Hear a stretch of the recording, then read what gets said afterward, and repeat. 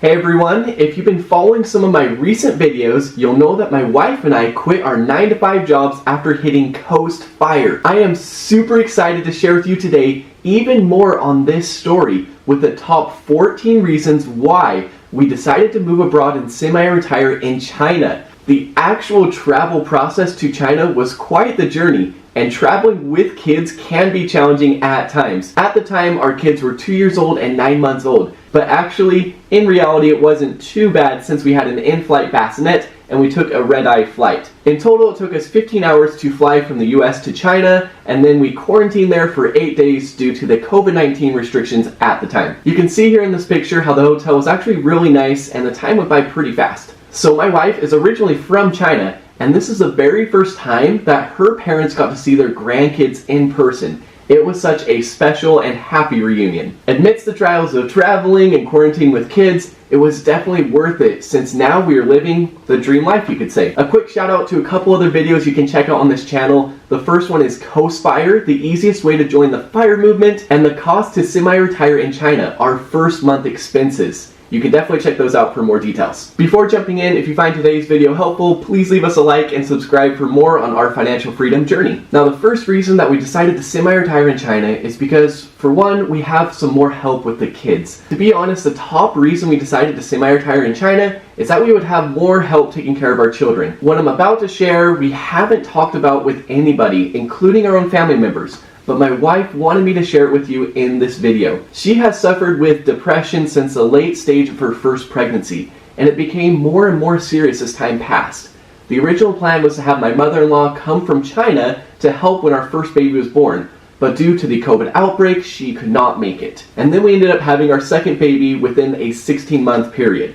And my wife's depression became more and more serious. It was very hard to see her struggle on a daily basis with it. I want to add that my wife is a very strong woman and insisted on working full-time while taking care of 2 kids since she wanted to become financially independent to provide us with a better future. I won't go too much further into her depression, but moving to China and allowing her to be with the family has been a huge help, and she is doing much better now. It's true that if we would have stayed in the US and continued working and investing, our financial situation would be better, but sometimes money simply isn't the most important thing in life. Mental health is. My wife's situation got to a point where I knew we needed to make a change, so we decided to move abroad to semi-retire in China, and fortunately we had enough saved in investments to have reached coast fire. Now we are here where it's common in Chinese culture for grandparents to help with grandkids frequently, so we are very grateful for this huge help.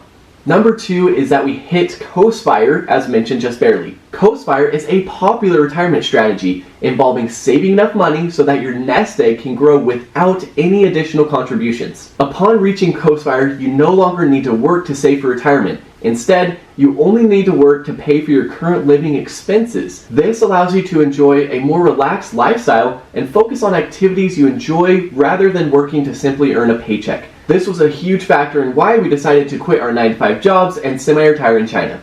Yes, if we would have stayed in the United States longer, we could have made more money and created a larger nest egg, but ultimately I wanted my wife to live a happy and healthy life. These type of things are more important than money. On to number 3 is lower cost of living. My wife and I really like the concept of FIRE, which stands for Financial Independence Retire Early. And we have seen other stories of people who achieved FIRE and choose to live in places with cheaper living expenses. We don't necessarily want to fully retire anytime soon because we enjoy working and pursuing entrepreneurial things. My wife and I love this concept of working hard to reach financial independence sooner than later. We've also seen many people on YouTube that have hit FIRE and chosen to move abroad to places such as Thailand, Portugal, etc. Since moving to China to semi-retire, we have shared many cost of living short videos that you can check out. Also, feel free to connect with us through our social media, links in the description below. So here is an example with cost of living in housing. In my wife's city, you can rent a whole house anywhere from $200 to $500, depending on how big and how nice the house is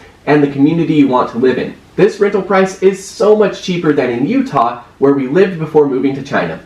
We currently have 2 rental properties in Utah. One is currently renting out $1,330 per month, and the other one is $2,200 a month. This is a perfect example to illustrate how much you can save just on rent alone in China.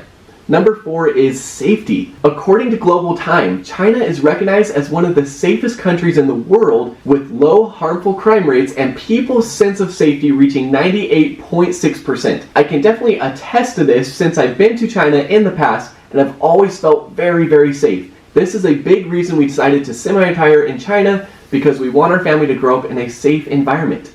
Number 5 is experience new cultures. One of the biggest benefits of moving abroad is to experience other countries' cultures and get to meet new people. It still blows my mind to think that China has over 5,000 years of rich history. This country has both modern and traditional architecture, making it unique and appealing. I've always had a love and passion for the Chinese culture, which is why I chose to study Chinese in high school. Now I have this amazing opportunity to live in China with my family, and I can really feel the Chinese culture and its charm. So you can say it's an exciting time. And meeting the super nice people here is also a huge plus. I cannot wait to keep exploring and meeting new friends. Number 6 is improving my Chinese skills. Studying the Chinese language and culture has been a passion of mine, as I mentioned before, for many years. In addition to studying Mandarin in high school, I also served a 2-year church mission in Asia and came back to the US to graduate with a minor in Mandarin Chinese. Now that I'm living in China, I have lots of opportunities to speak Chinese with others. The people here are so nice and they get super excited when they see that I can speak their language. The city I'm located in now also has its own dialect of Chinese, so I'm working on learning some of that too.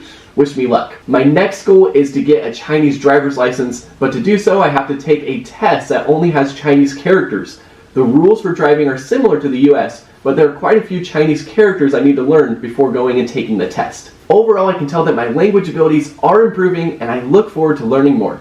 Number 7 is helping our business. My wife and I love personal finance, so we started a blog to share our stories and insights on pursuing financial freedom. We love sharing videos and tips as well on our social media accounts too, and here on YouTube. So moving to China was the right decision for us because it has given us ideas as content creators and made us slightly different. Reason number 8 is more fun. The decision to semi-retire in China has been such a fun adventure. For example, there are many malls, shopping streets, food streets, night markets, and so much more. Most everywhere also has places for kids to play, so we are very grateful to have so many activities to choose from. Reason number 9 is one of my personal favorites, yummy food. My wife Sean definitely missed eating authentic Chinese food when we were back in the States, especially when she was pregnant with our 2 children. There are some Chinese restaurants in Utah, but a lot of them are Americanized, you could say. We were only able to find real authentic Chinese food when we traveled to other cities such as New York or LA, but the price there wasn't cheap either. I also love Chinese foods such as boiled beef, fried dumplings, boba drinks, and so on. In the United States, it costs us about $7 to buy a boba drink, but now it only costs about $1 in China. Pretty amazing, right? Giving tips is not required or common in China, so if you ever have the chance to visit China, make sure to take the time to eat the local cuisine. And number 10 is rent-free. My wife is the only child in the family, and Chinese culture ranks very high in collectivism. In American society, many children must be independent when they are 18.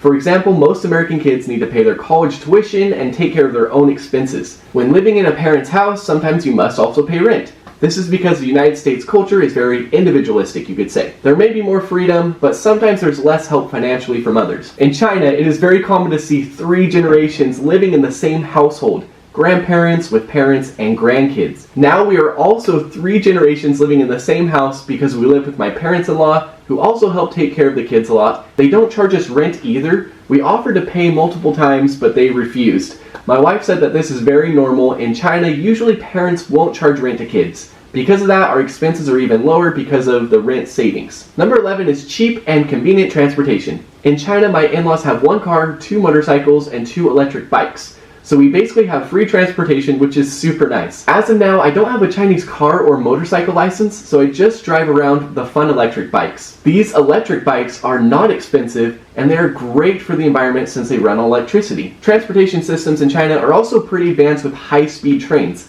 Since my wife's city here is a bit smaller, we don't have a lot of trains, but there are a lot of bus stations. Number 12 is affordable health insurance. Fortunately, my family qualified for government health insurance, which ended up costing us only $54 per person for the entire year. A family of 4 costs $216 annually. So get this, my family's insurance in the US for 1 month is higher than 1 full year in China. pretty awesome. Let me know how much your health insurance costs monthly where you live in the comment section below. Number 13 is many work opportunities. Hitting Coast Fire means that you only need to work to cover your daily expenses, but your investments are large enough so that they will continue to grow without contributions until retirement age. So it really is just coasting along until you hit retirement. Since we hit Coast Fire, we have more flexibility to work on what we want to work on, allowing us to semi-retire in China. We still want to work very hard and build a wealthy future, and it's important to invest in assets. We currently have 2 rental properties giving us healthy cash flows, which actually cover all of our living expenses. Besides this rental income, we are working hard to provide valuable personal finance content on our blog and social media accounts. There are also many other opportunities here in China to work, so no worries. And number 14 is overall quality of life.